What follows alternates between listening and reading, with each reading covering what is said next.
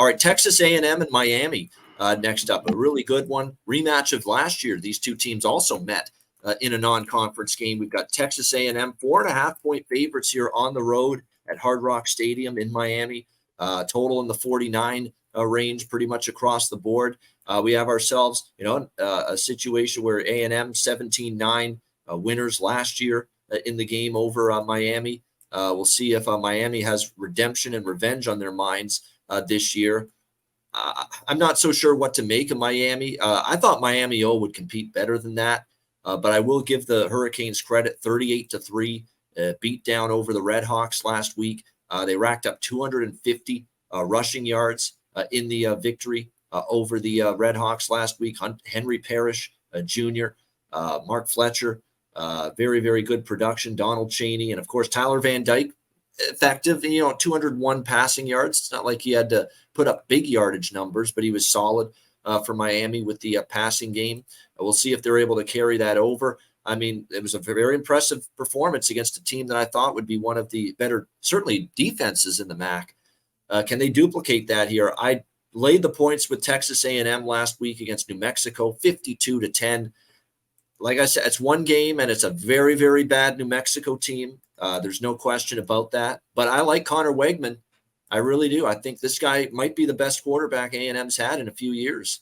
I really think there's potential. I mean, I like what I see. Good poise, much better accuracy and touch with the football, I think, than we've seen from, so many different quarterbacks that have rolled through A&M the last few years.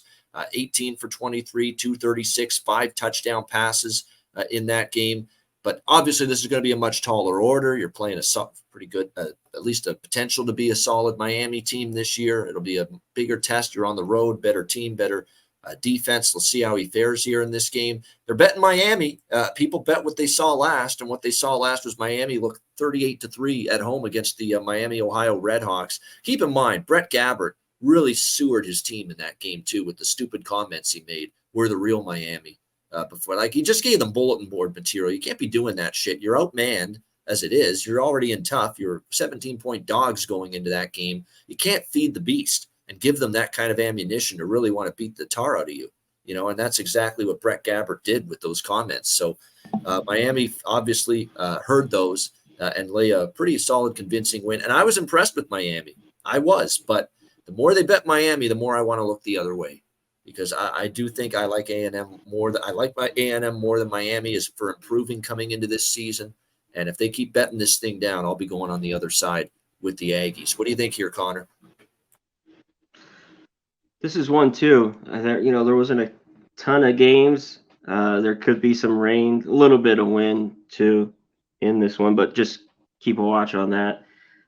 You talked, the rematch a little bit last year. That was frustrating if you had Miami.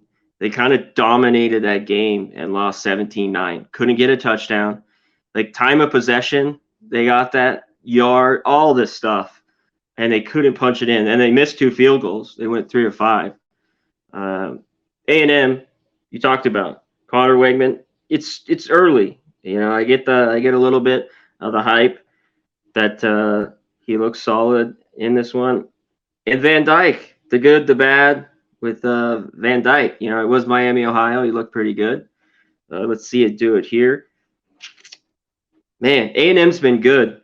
6-0 against the number against ACC teams.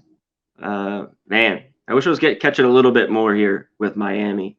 I'd look their way. But right now, I think this is the game I'm going to watch.